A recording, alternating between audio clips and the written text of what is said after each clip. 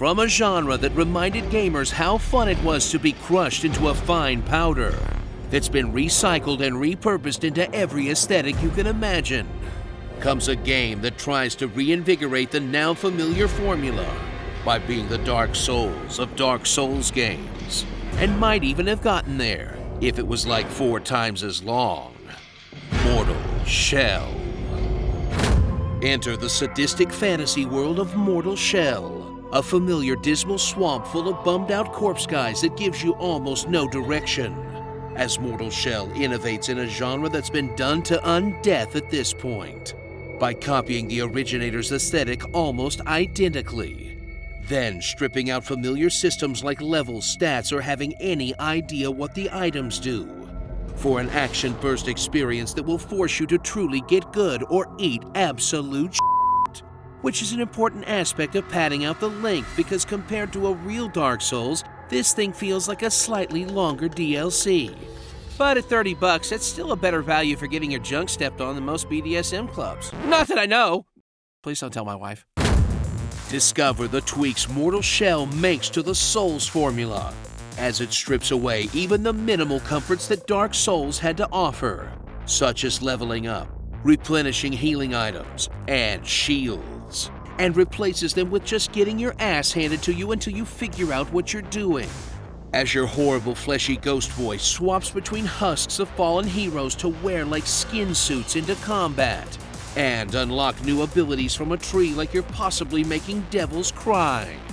If you can even get enough tar or whatever back to the weird soul nun to unlock the skill tree in the first place, as Mortal Shell throws hordes of dudes, traps, and real asshole bosses between you and getting basically anywhere, in an apparent attempt to set up some sort of record for people giving up in the starting area. Bet you can't take away hope from an empty husk. Take that, game, and also me.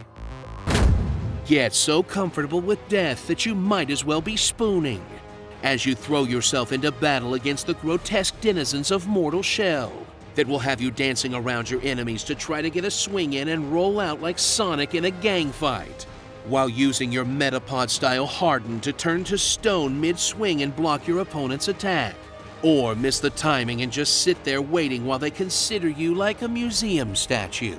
Then get 300 kicked out of your body and run frantically back to it for one more chance, if you aren't instantly killed by a stray attack after you overshoot your body.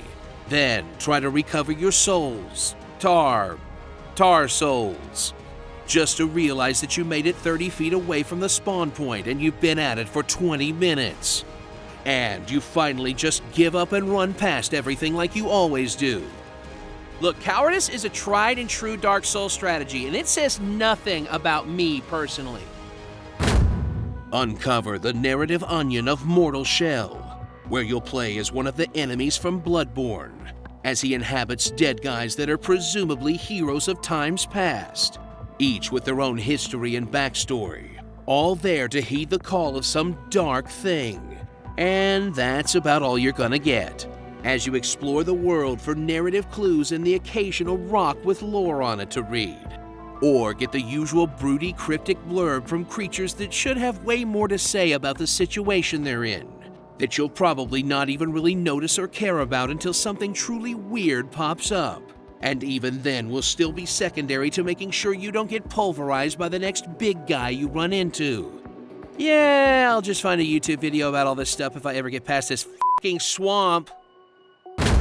So get ready to rock that bod and get a little shell-shocked for a game that feels like a hit of the real shit that will sate our sick masochistic addiction to games that hurt us, at least until the Demon's Souls remaster comes out.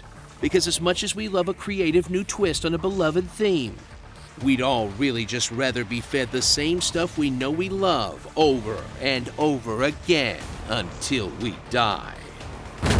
Starring that guy from Prometheus, Nightman, fighter of the Dayman, Grim Fandango, Dr. Doomhammer, the Burger King, Jabba the Hutt, Hexadecimal, and Dark Big Bird.